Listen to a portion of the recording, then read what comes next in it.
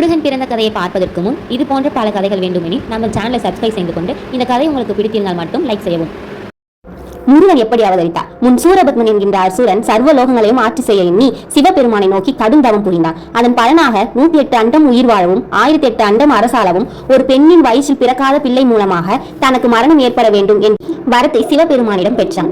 இவ்வரத்தின் பலனாக தன்னை போன்ற பலரை உருவாக்கி அண்ட சராசங்களையும் ஆண்டு வந்தான். தேவர்களையும் சிறையில் அடைத்து கொடுமை செய்தான். அக்கொடுமைகளை தாங்க முடியாத தேவர்கள் சிவபெருமானிடம் முறையிட்டனர். அதன்படி தனது நெற்றிக்கண் மூலமாக 6 தீப்பொறிகளை உருவாக்கி அக்னி தேவனிடம் கொடுத்தான். பின் அக்னி தேவன் வாயு தேவனின் உதவியுடன் எடுத்து செல்ல அத்தீப்பொறிகள் வெப்பத்தை தாங்க முடியாமல் கங்கை நதியில் போட்டுவிட்டனர். பின் அத்தீப்பொறிகள் கங்கை நதியில் இருந்து சரவண போய நதியில் இருந்து தாமரை மலரில் சேர்க்கப்பட்டது. பிறகு அந்த தீப்பொறிகள் 6 ஆண் பிள்ளைகளாக உருவெடுத்தன. பின் அந்த 6 குழந்தைகளையும் கார்த்திகை பெண்களின் அரவணைப்பில் வளர்ந்தன. ஒரு நாள் பார்வதி தேவி அவர்களை பார்க்க வந்தபோது தட்டி அணைக்க 6 குழந்தைகளும் ஒரு மேனியாக உருவெடுத்து 6 முகனாக முருகனாக அவதரித்தனர்.